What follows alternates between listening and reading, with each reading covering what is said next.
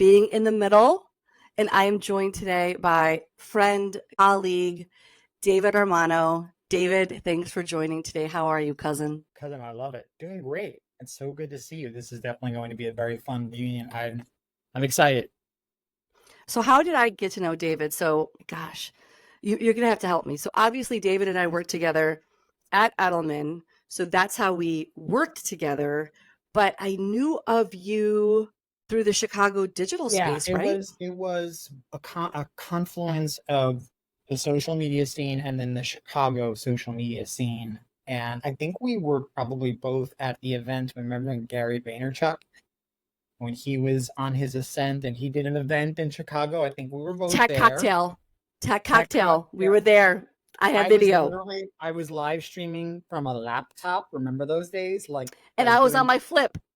yeah. Yes, I have you on video. I have you on that video with That's my right. You flip sure camera. did. Yeah. You have flip came across, you unpacked your flip and you like uploaded that. I don't even know how. You must save some old tech. But yeah. So it was in that world. It was the confluence of the sort of global social media marketing community and then the more local via Chicago. So then we worked together at Edelman, and David kind of led strategy for the digital team. So there was Edelman and then Edelman Digital, and that's how we worked together. And, like I did say earlier in the post, both on Facebook and LinkedIn, that David is one of the people I've worked with who I like to poke the bear and debate everything with. I can't tell you how many times, whether it was South by Southwest or in the kitchen at Edelman, we would just debate something. Sometimes it would be, New York, because David is from, and I've been practicing how to say this, David, the way like you guys say it, Long I Long Island. Long Island, very I good. say Long Island, isn't it? Long Island. That's Yes, where David's Long from. Island. And I just want to get it out of the way right now before we're going to get into some really deep topics about work and Gen X and what it means to work today, what it means for our careers. But I want to get some things out of the way about pizza, because you're very passionate about your pizza, as am I. First, I want to ask you, because there's much debate about Ray's. Oh, Where in is the New York? original Ray's? Yes, where is the original Ray's Yeah, pizza? I don't, gosh, you know what? I don't even know. But there's like, chances are if you're in something that says Ray's Original, it's probably not. There's so many of them. And certainly lots of Ray's. I don't even know which is the original, but my take is that generally it's hard, especially in New York or Long Island or the boroughs or New Jersey and even Connecticut, a lot of New England, it's hard to get truly bad pizza. Even bad sort of East Coast pizza is actually pretty decent. But what set me off with my pizza passion was when I first moved to Chicago from New York. I lived in New York, as all Mm. I knew. Went from Queens to Long Island and worked my first couple of jobs in Manhattan. And then I land in Chicago and we're unpacking in our place. And it's like you're exhausted, but you're excited. And you do this sort of ritual of ordering in the takeout because you're not cooking Yeah. at least week, right? Hmm. So I'm like, yes, I'm gonna order pizza. I'm starving. We're tired. Been, you know, moved in. Everything's crazy. And then I ordered pizza, and I opened the box, and this was my entry point to Chicago thin crust. And I was offended as a New Yorker, as an Italian American first generation. You and I have that in common, I think. Hmm. That's true. Generation. The pizza was cut up in little squares, and the dough reminded me of a Ritz cracker. And apparently, these things are considered part of the authentic Chicago thin Tavern, yes. That is category. tavern style I pizza. Yes. okay. So I became very passionate about. I do not understand the psychology of the people that swear by Chicago thin crust, and I am like, I think it's one amongst the worst pizzas in the world.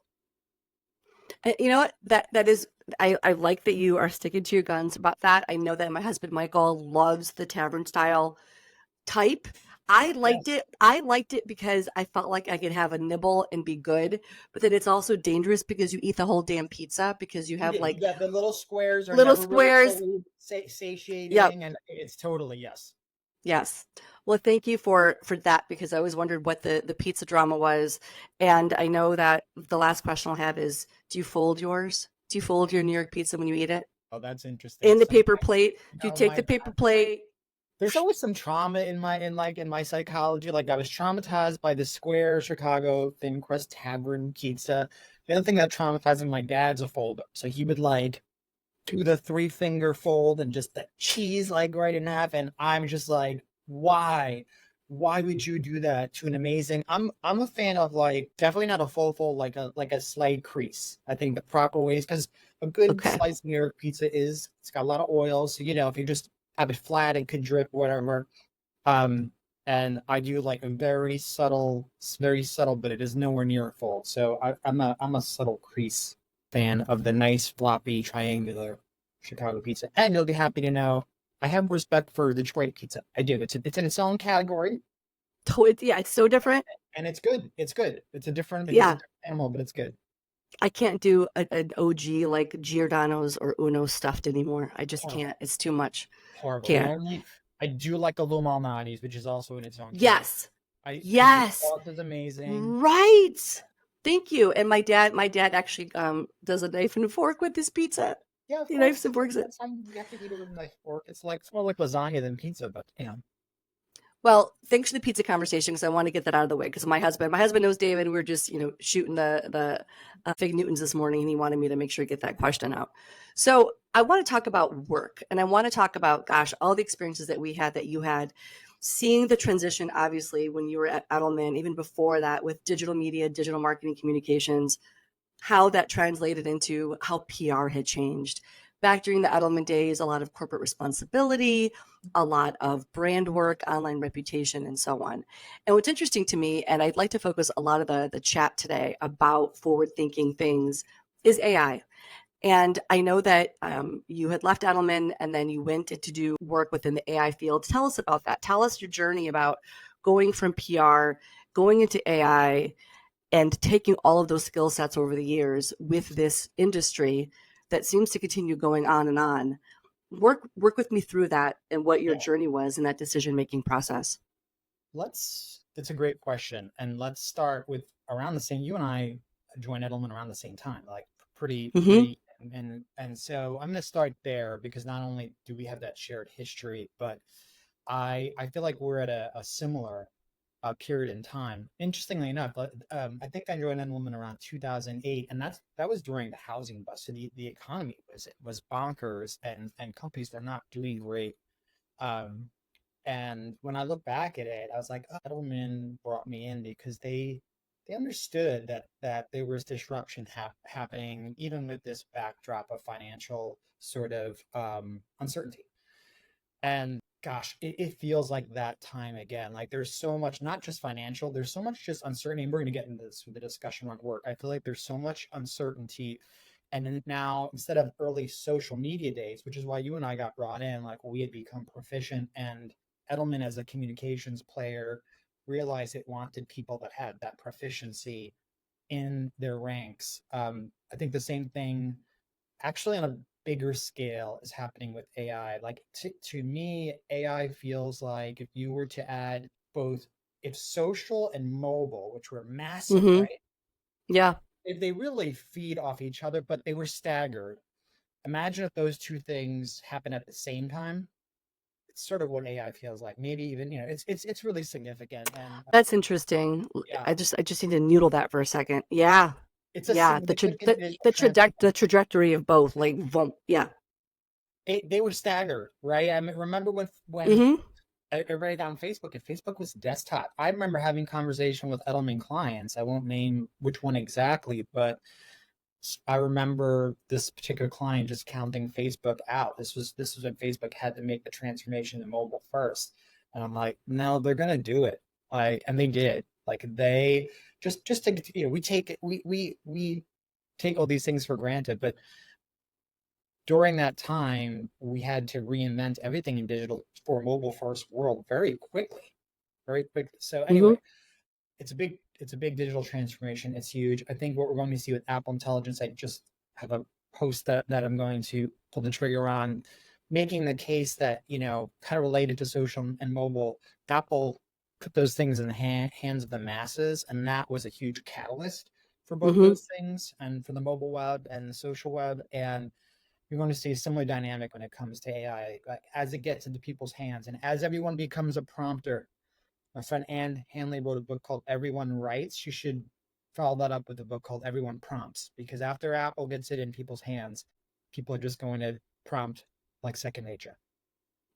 That I started going. I'm actually glad that you wrote something up because I started going through the announcements and I was trying to. I used to, gosh, I remember the early days when I would just be at my computer watching every single Apple announcement. Every single Apple announcement, I was at my computer watching it, like, yay! Just life doesn't work that way anymore, especially with kids in life. But that is wicked in terms of that action taking place to maybe to get folks to get over the hump and realize that this will be in essence part of your daily We've life. seen history. We have to, like, I keep reminding people, and actually I think I'm one of the few people that's talking about AI a little bit more bluntly. Like I had a recent post around AI will take jobs, like, because I see I was one of them, Blagica. I knew social was going to change the world, and as someone who evangelized it and figured out strategies for companies, I thought less about the longer term societal implications. Here we are, a decade plus, almost 20 years later. Look at the societal implications. Now, there's so many wonderful things, including like that, how we can reconnect. I mean, the list goes on, but there's a lot of negative societal things that social media and that Oh social yeah. connectivity has enabled. So AI is going to be the same, probably even more so. This could be a whole other talk about deepfakes, but I am intrigued by deepfakes. I'm incredibly intrigued by Yeah. deepfakes with the combination of AI. So you started this journey at Edelman, as you mentioned, seeing the transition of social and mobile, giving counsel to all these companies that are, doing really great things today. And you decide, you leave Edelman and then you're looking I at love this it. You put AI it so thing. nicely. Like it's so. I actually like to correct people that I didn't Oh mean. no. They had a very public Yeah. layoff. There were hundreds So of people that they let yeah, go. I always put it in that. I just say it like that, like just over the years. But Yeah, yeah, so to your point, Edelman had a huge change up. It was news. It was global news, this and news. you were part of that change There up. was Yeah, there was a lot of that happening during COVID. I lean into that because I intentionally was transparent about. I mean, I could be because it was out there. I remember. It Yeah. was happening, and I even, like, created a title for myself called Chief Pause Officer. It was a great moment as we segue into this Gen X sort of part of the discussion. It was a great moment to just take a break. I've been running really fast in my career, and it was a forced break that I didn't plan for. But I said, I'm gonna take this break, because I think I need to. And also too, I think it's become normalized now, where people you see on LinkedIn, as Mhm. layouts happen, they're being transparent. I think that's a really good thing. Part of the reason why I was transparent was because why did they try to cover it up? Like, you kind of when something probably wasn't their choice, but they never, people felt like it would show vulnerability if Right. they were transparent. That's changing. And maybe that's one of the bright spots that came with that COVID, and the fact that there has been a lot more dynamism in the workplace, where people coming and going, and I think people being a bit more transparent has encouraged others to do so. I think it's a good thing that we lean on our networks and our relationships for help. I was horrible at that, Lokita.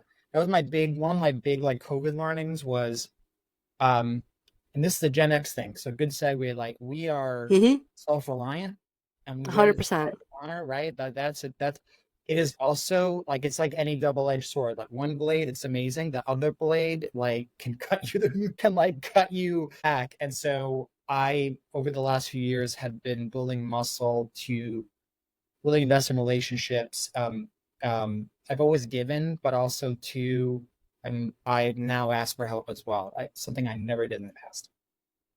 I think that's spot on because again, when David and I first got on to prep for this call, everything I've read the last 18 months has been Gen X, head down, get her done. And I love that about us. That plus what you mentioned earlier, that immigrant mentality. I've always just had Yeah. that. I'll figure it out. Just if you give me a box, you give me a manual, I'll just flipping do it. And you're right. The Gen X being more transparent about where they are today, I think is huge.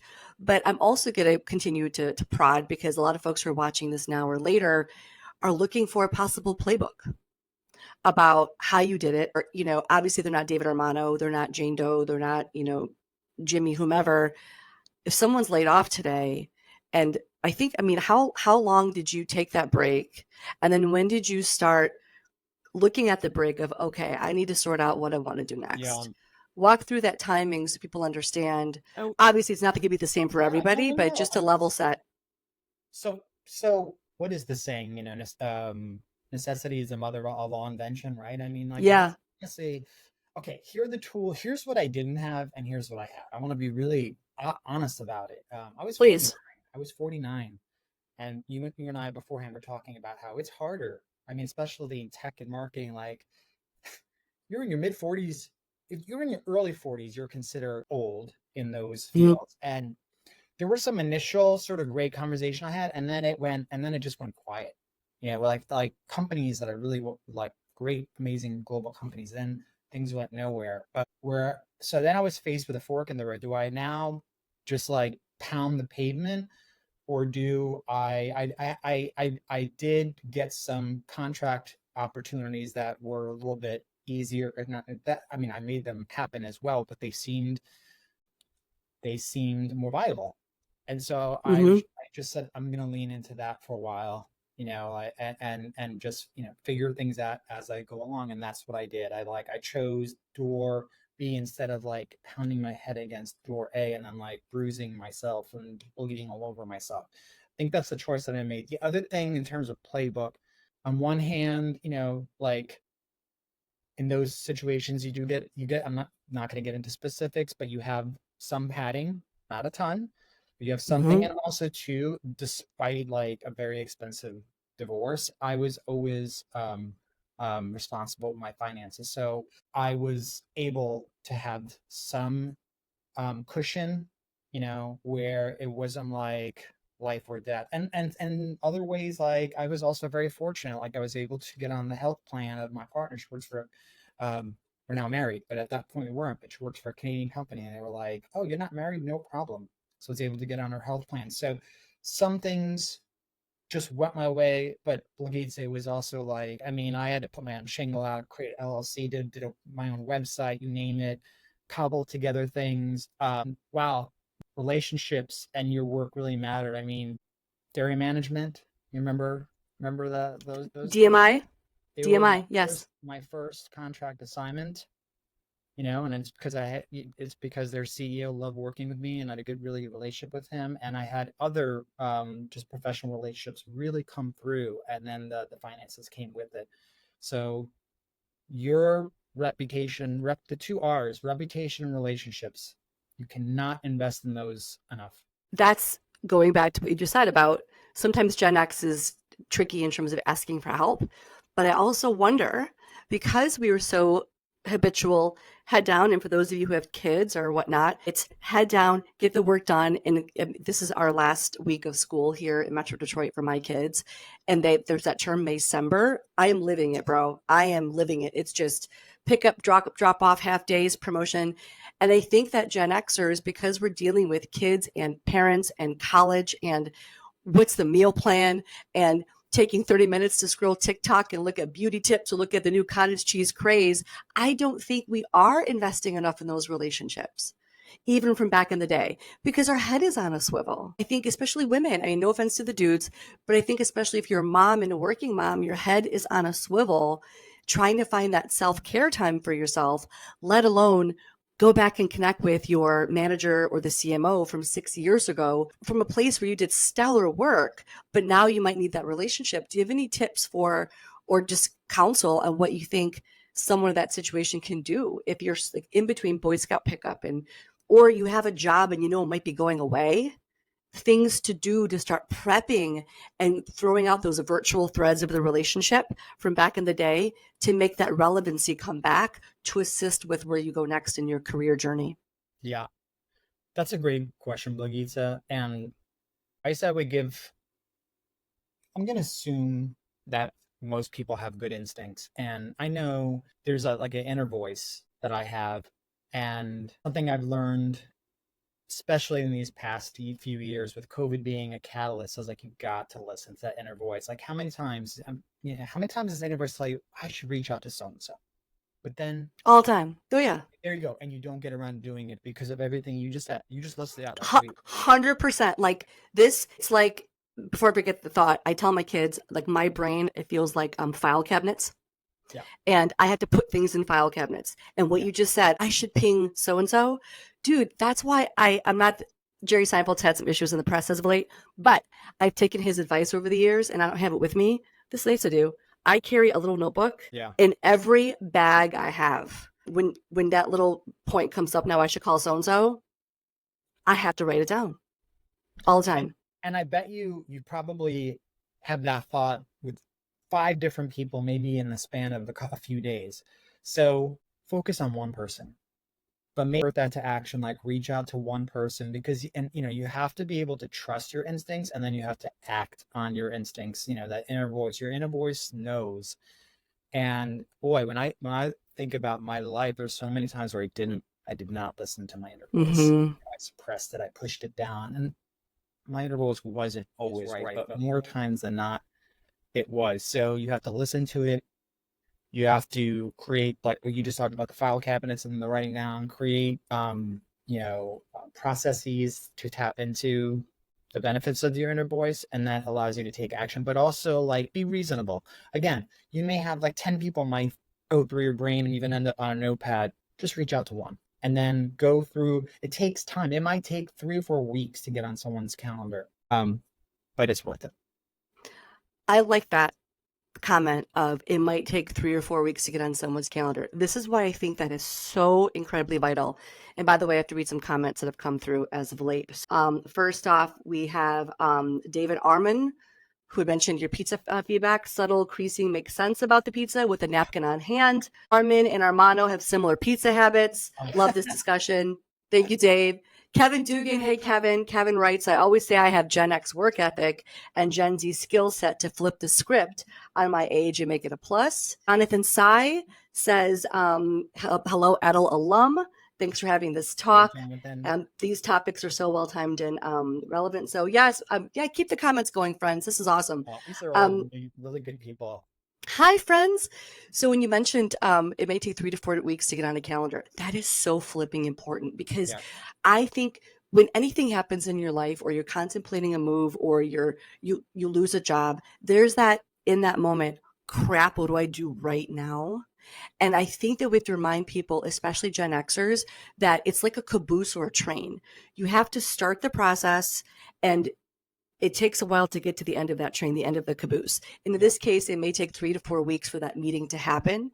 But if you're reaching out to someone, think psychologically, almost as if they're the client of, they just saw your email. Good to hear from so-and-so. What's going on?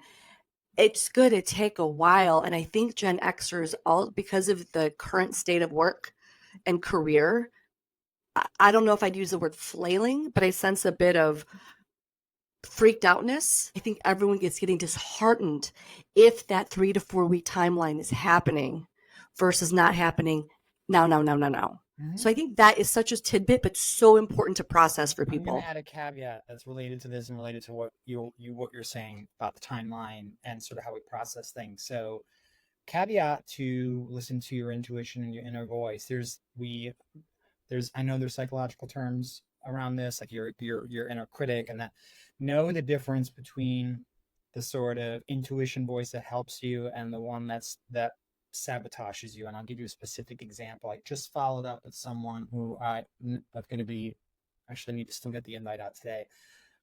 But I had to, one or two of my recent pings had gone unresponded to. And a little voice comes up and like, that's a non-response is a response and again, this is something that I've worked on. You can't read into these things so much. People are busy. You always have to give people the benefit of the doubt, and you have to sort of, think that through. Even if your initial reaction is, I don't want to bother them, or maybe they are too busy. I don't want to be a pest. Chances are they're just as busy as you, and they haven't seen it. So give yourself the permission, to also not listen to that initial knee-jerk reaction, because there's times there are good parts of our intuition, but there's also times where we self-sabotage, and we have to sort of be discerning about these inner voices that we have. That's a good one in terms of remembering that how many emails does someone get on a given day? Correct, What are totally. they responding to? Yeah. What fires are they trying to air out? What's going on in their own career? So about career, let's get a little not black and white, but you have written your thoughts about many jobs being eliminated and AI probably taking away jobs. I'd like to hear about your function at where you are now at Ring Sciences, but I also want to go back a bit to our days of PR and digital. And if you were scenario, you are a startup and you're a B2C startup and you need to get a marketing team together, marketing and PR team together. Given today's state of AI and the function and ability, I mean, my gosh, the other day I made a wicked chart with AI that took me milliseconds versus before. How would you craft your team? How would you craft your team You knowing cut the out a little bit. I think I functionality got that it. AI, I think sorry, I, no, all good. I think I got how it. would you craft your team today when it comes to, yeah, Marketing team. yes, marketing PR for a startup? I would, boy, I am somewhat of an example of this. I would build it around a good combination of, okay, so I would find people that could direct. There are so many. I just cranked out a version of a video, and I wrote the script with ChatGPT. Okay. I used the AI enhanced video program that had AI voiceover, which is getting really good. Cranked out a rough draft and then pulled it into Canva video editor. Now I know enough about video editing to pull together. And so between writing, prompting, directing, and then using these tools that have become simplified, I pretty much did the work of what would have normally taken 3 to 4 people. And so what you want, I think, is that nice combination of people that have the eyes and the ears and the hard and soft skills, and directing is a really key one. I just had this conversation with a former colleague who's he was in creative. He had his staff work on taglines and didn't like what they came up with, and he went and he leaned on AI and came up with better taglines, and didn't tell them that he had used AI, and they all loved it, and they were like, these are amazing. And then I Yeah. said, so and so, do you know why it was so good? Because you know how to direct, and the staff of writers have not had that experience yet. They just write. So directing translates into I know how to prompt, and now I'm working with AI as a writer. So that's, I know I just gave you some specific scenarios, but I'd say, like, get your combination of people who have sort of the experience, and then also complement them with very specific deep skills to help execute and streamline those teams, because you can just do a lot at, we're looking at increasingly what is the right quality more efficiently now, and that's where things are going. It's where it's always gone, but now it's going to go there faster and differently with AI. What you described is similar to how I've used those tools for things that I create, things that I work on, even if it's, gosh, a creative trigger or just to get my juices flowing about something I want to write or a thought that I have or making something that I have a bit better or adding nuance that I didn't think about. Going back to prompting, here's what also intrigues me too, and this steps a bit into the digital marketing, commerce world, if you will. The deals that Wall Street Journal, The Atlantic, and others are doing with ChatGPT right now. From a consumer standpoint, you'll be able to just go to ChatGPT and get real time news in essence because of the partnerships with the publications and ChatGPT. So soon you'll be able to get Reddit results right through ChatGPT. How do you Yeah. feel about that? How do you feel about, from a source perspective, consumers no longer going even to their favorite app, whether it's, well, the Oh Times right yeah. now has that lawsuit.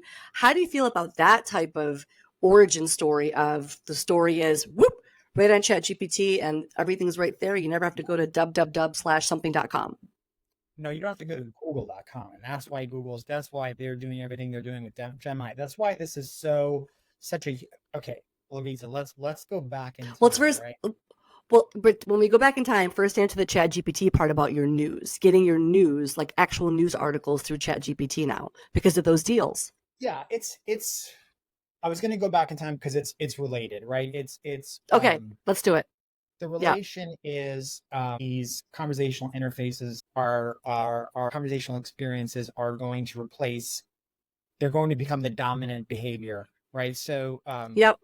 So what used to be like when we go back, there was a web of random pages, and Netscape gave you a way to view them, and then search engines came along and organized the web. Like this level of AI transformation, including being able to view current news, right, through a large language model, maybe listen to it in the car, or even just pull up your phone and ask about the latest news and get it that way, versus going to Google News and Google search and then actually typing news and Mm-hmm. scanning headlines. It's going to be the the the way we interface with technology. And as what we were talking about earlier, I think Apple Intelligence is going to put that on the fast track, because as soon as, we're early adopters. I'm still one of, even though millions of people access Chat GPT and use it, I use it, and I use the app now. I use it in place of Google, but I'm an early adopter, right?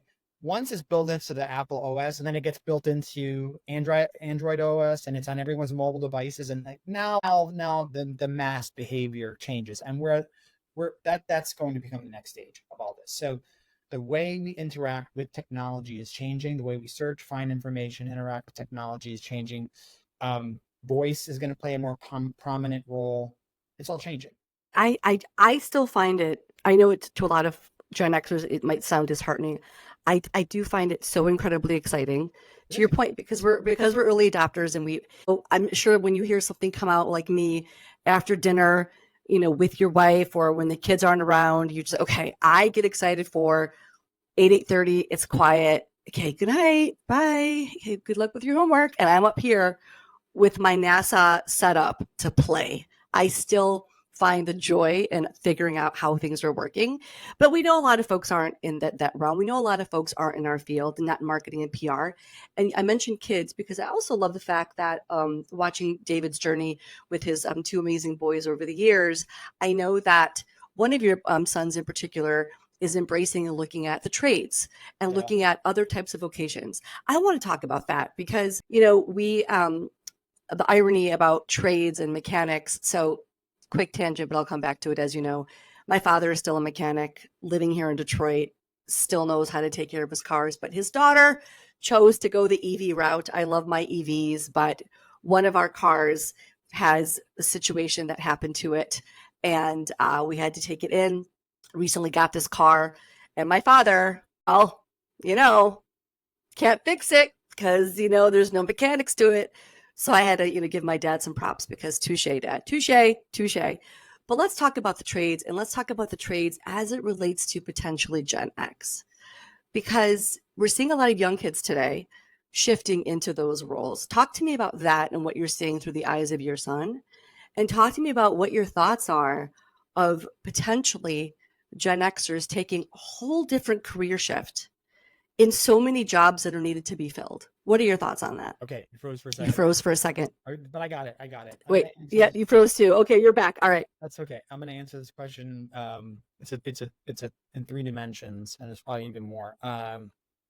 One, as a Gen X parent, to my sons are Gen Zers. And, one is just from a basic parenting, something that I learned from my parents when I was growing up. I'll never forget, when I told my mom I wanted to go to design school. I learned this thing called computer graphics.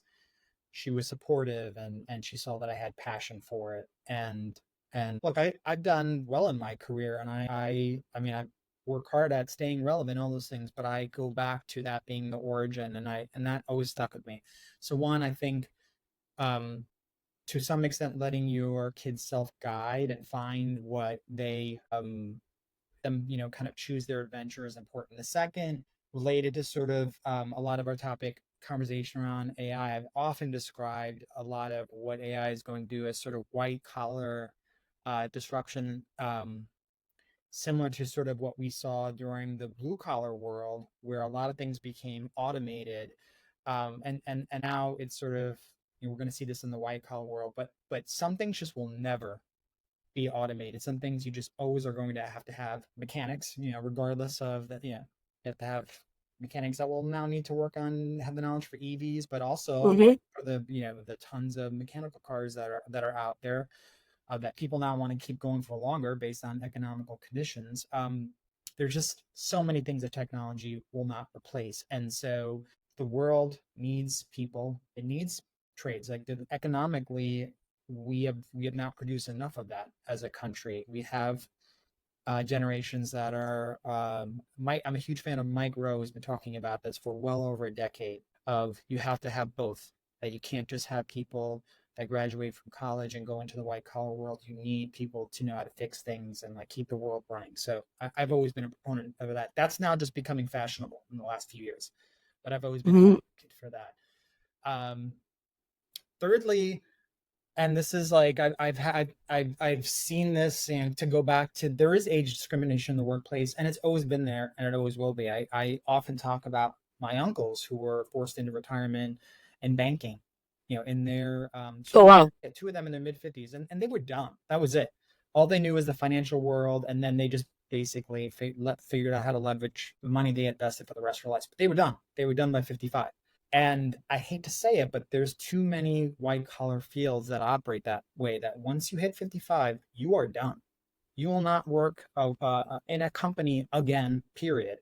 And that's terrifying for a lot of people. So, how does that play out socially and economically? That, like, once you hit 52, 53, 55, you no longer will be able to find employment with a company in a country where you're reliant upon health insurance and also retirement plan. And then you're Well, expected to work for 10 more years.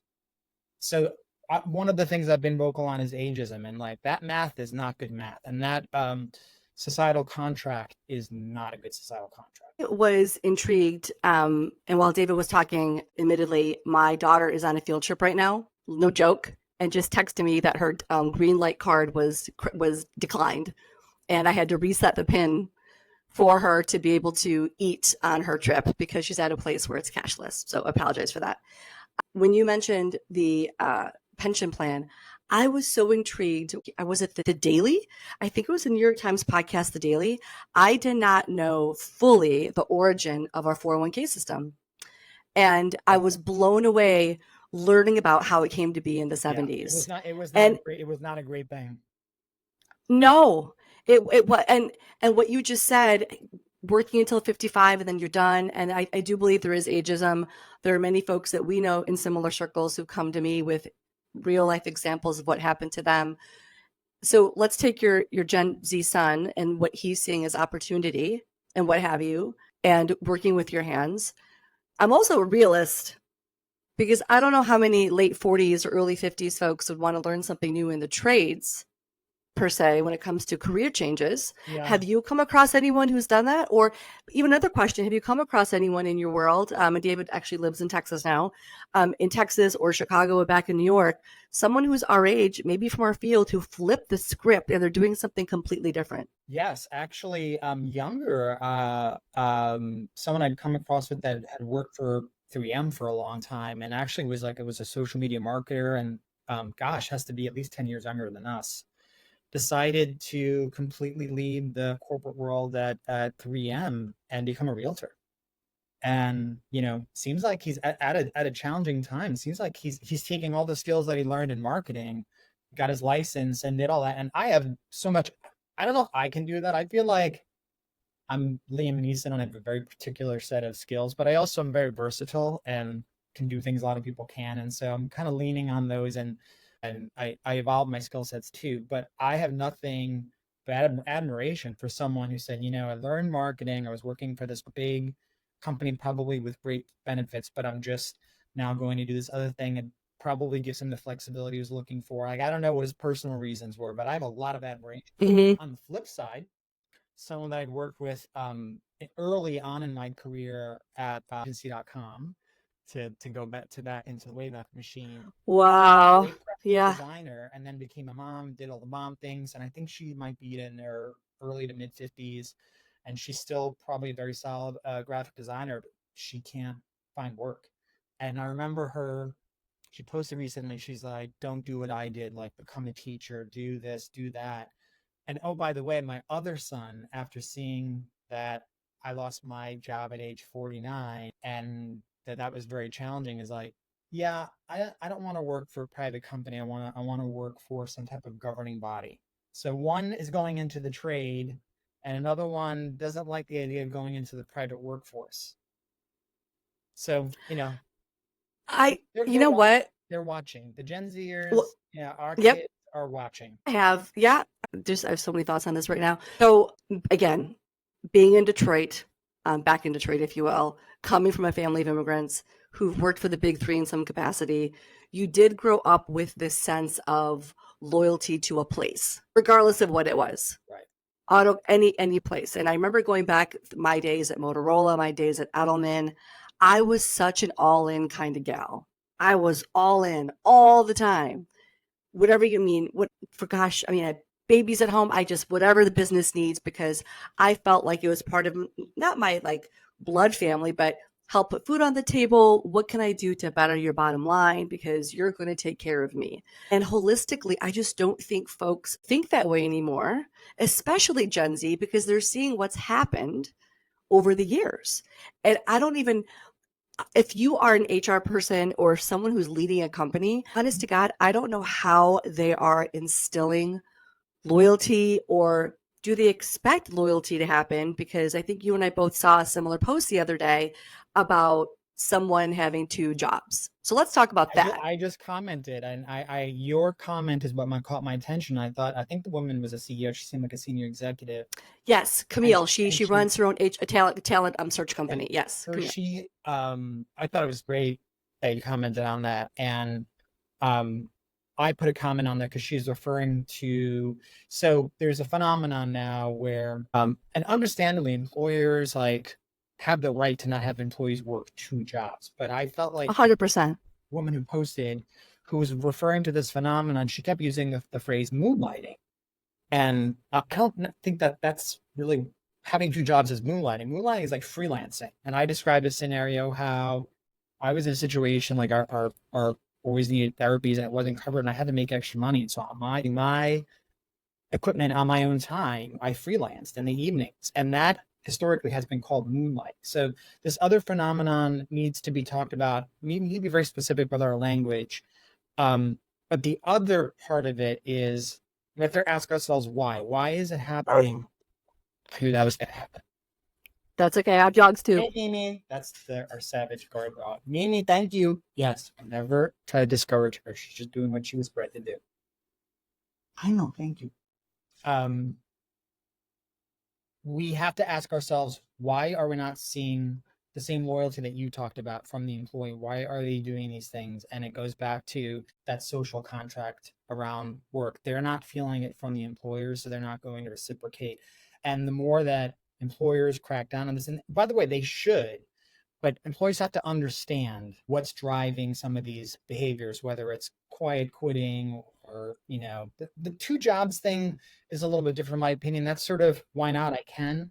And I'm working remotely. It's a little bit different. But some of these other things like the quiet quitting or the generational, like Gen Z doesn't want to work the way Gen Xers did permanently. They No. want to do it differently. Employers have to ask why.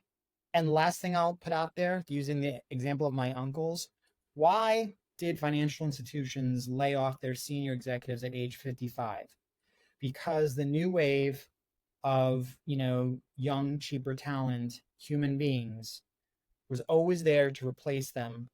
And the bodies and the brains were always there and the schools were cranking them out. Okay. We are now moving toward an era where what AI does best in the workplace, does it do what a CEO does best? Does it do what an entry level employee does best? Oh gosh. Yeah. So businesses are they're going to be less reliant on all of those. And by the way, we now have generations that don't want to actually join the emerging white collar workforce. So many of these trends going on, and that's going to actually create a whole thing where companies go, yeah, so we have to actually rely on AI more because we're challenged with having people who want to come in, work like their Gen X parents, put in their dues and do all the things that we've become accustomed to in the last 40 years of work. But then that always makes me wonder who and what and where will be left leading these companies. There's an article I read someplace that many folks who are either older Gen Xers or boomers just aren't supposedly letting go of positions or management positions because it's kind of like Charlton Heston. What was that quote?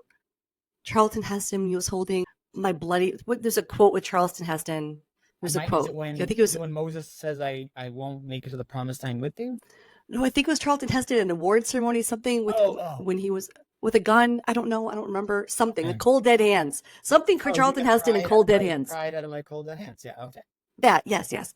I was thinking, So Charlton Heston and Moses. sorry, Charlton Heston. sorry, no, good, but good trivia reference. But who's going to be left to lead because they're saying that the boomers are they don't want to step down. But also, I'm also very envious because most of them have phenomenal parachute packages. I almost feel like today, if you're an executive, you have to have all also your severance built in. But if to your point, with so many young jobs from young people being replaced by potential AI functions, okay, then who is going to be left to lead these organizations?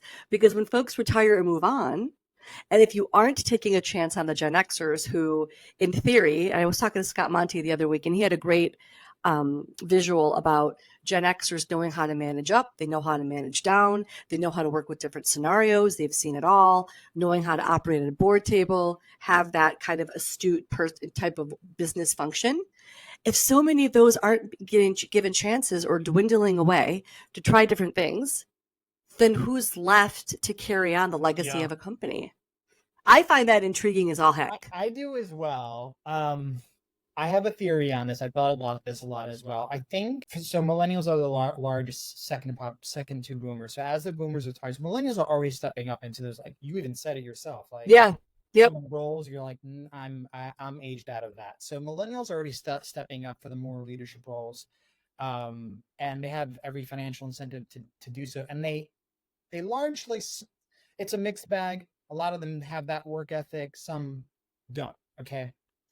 What concerns me is this sort of target that's put on the back of the middle management who actually, yes, there's some middle management that doesn't do a lot, but honestly, I think there's a lot more middle management that actually gets the work done and buffers the executives. And now the millennials are the executives, and they're the ones with the target on their back. I think those are going to be the ones that get burnt out big time because they've become this convenient ragdoll of the corporate world, not respected, and for the sake of efficiency, that's where we need to cut.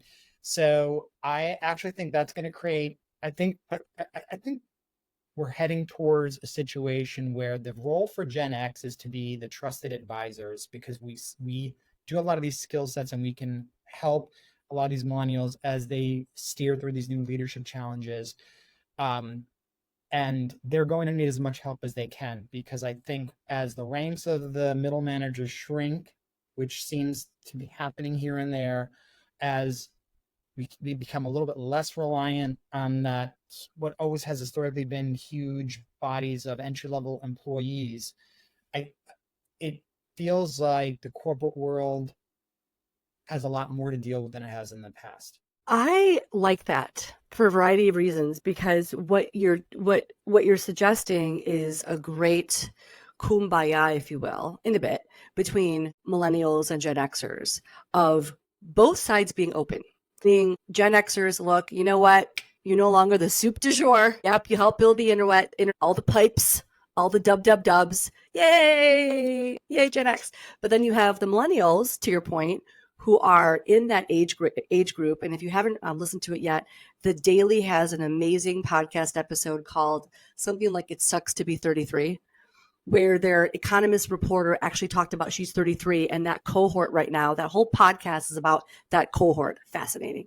So if the millennial group can then just embrace that Gen X trusted advisor relationship, I think that's intriguing too, because that way you have a role for both people and it's respected with, the younger generation respecting that Gen Xer and not just thinking, this is also why I started this being in the middle chat. I was sick of Gen X only being referenced with best music ever, which is true, best TV shows ever, which is true, but then everything else fell to the wayside. So if that millennial can recognize there's more to a Gen Xer besides cool dance moves on TikTok, like business Yes. advice, bonus. So let's give the this challenge a name. It's the multi-generational workforce amongst other Okay. trends. And what is the superpower of Gen Xers, whether we love it or not? We just get it done. I just think we Let's hold grind. on. I mean, the word grind, the the word grind is overused. There's another superpower that you might not see as a superpower. It's our like invisibility cloak. We're constantly overlooked. That Oh actually yeah, 100%. that can be a superpower because if it's time for millennials to rise in the ranks of leadership, you know, I think probably Gen Xers may struggle with being visible and like it's a part of its natural part. But if you can actually say, no, I don't need to be, I can work behind the scenes. I can help be the bridge between these generations. It's what is needed. If we lean into that, which we actually already are set up well to do, it's what Mhm. companies need. Because I think, um, it's not as natural, certainly not to boomers and not to millennials who have been more visible and not all aspects, but in many aspects had that. I think there's an opportunity to take everything that we've learned to be sort of a translator between generations. We have Gen Z or kids, we actually understand. I'm like, I have two kids, one's gonna be turning 24, the other is gonna be turning 22. They're Gen Zers. I That's get them. just wild I that get your that kids are those generation. I ages. raised it. I raised that generation, so I understand Gen Z. So I think there's a really big opportunity for companies to tap into the wisdom of Gen Xers, and I think there's a big opportunity for Gen Xers to embrace actually working a little more behind the scenes to take the powers of getting shit done.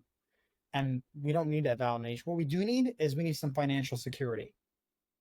Yeah. As our parents age, as we have to put our kids through college, I had when the layoffs happened, I had a kid in college. I was like, great, this is awesome timing during COVID, as George Floyd protests were ramping up. I mean, it could not have felt like a worse time.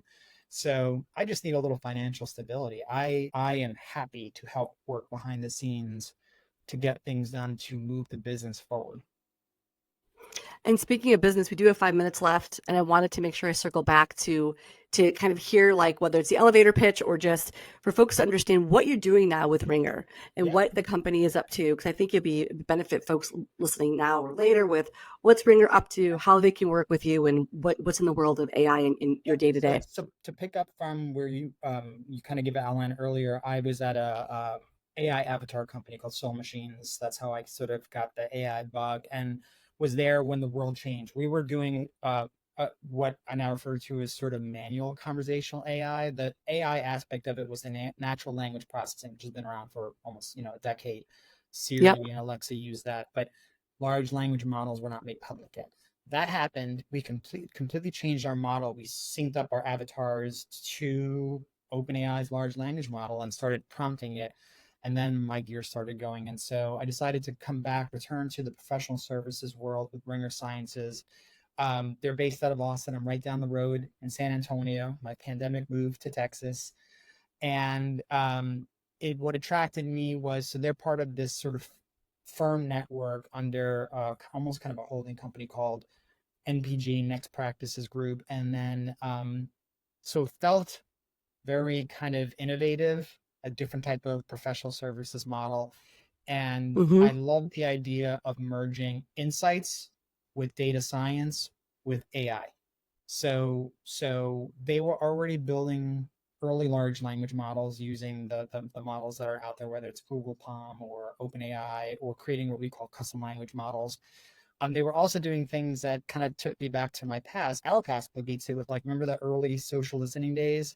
But they have advanced that. We were discussing Mm-hmm. earlier, there's so much amazing data on platforms like Reddit and LinkedIn, but they're black boxes. So you still have to be able to get at that conversational data and understand what it means. So I liked sort of this model that they created where they have some Ringer has created some bespoke AI algorithms, sort of our own ways to automate some of those things, but we also have human analysts as well. So, and ultimately, it's in the service of actually creating what we call actionable intelligence, like basically getting a really good understanding of what audiences are saying, thinking, feeling, and doing, and having that inform Could be communication strategy, could be in product strategy, could be engagement strategy, could be a number of those things. So that's ultimately what we are. We're insights and AI analytics firm.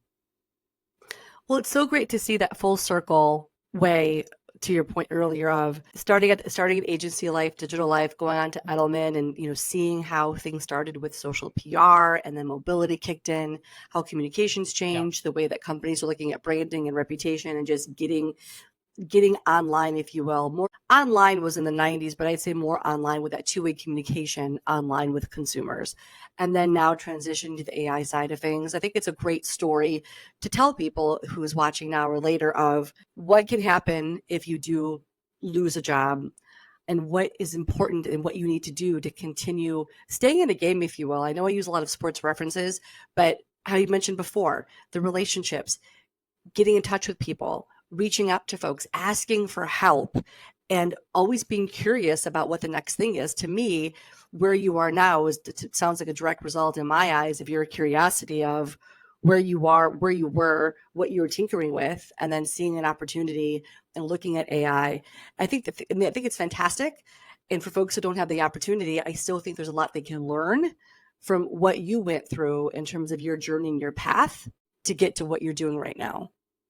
Yeah, absolutely. I'll go back to the two R's, reputation and Yeah. relationships, and I'll put a fine point. So when I got to a point where I said, I think I'm ready for my next thing, and I think I already had the inkling that I wanted to. The world's changing with AI, and I wanted to do something different. And so on the relationship front, I had a great conversation with Jeremiah Ouyang, who I'm still friends with. My gosh, it's been like 15 plus years. And then he planted the seed of connecting with Bob Pearson, who I didn't have a close relationship with like I did with Jeremiah, but I knew of him and he knew of me. I remember him actually referencing stuff during those early social media days, and sure enough, so he knew me by reputation. So those two things, having the relationship with Jeremiah, and then Bob knowing sort of my work by reputation, is essentially what was the catalyst of where I landed. And I think without them, it would be a different situation. So I swear by those two. I think they're really important and very complementary. Well, with that, we're at our hour. David, thank you for making time to, well, selfishly again, catch up with me, because it's a way for me to reach out to old friends and colleagues, Yeah. but also really have a real conversation about work, midlife, what it's like to be Gen X, what it's like to be in the middle, which we are, that sandwich generation. And thanks for providing your tidbits today. Thank you for the offer. I'm so glad. I was so excited. I mean, same thing, just to be able to catch up with you. It's been way too long. Right? It's so awesome. Yeah. And to those watching, thank you so much. We're going to stop the live stream now. Have an awesome rest of your day. Bye.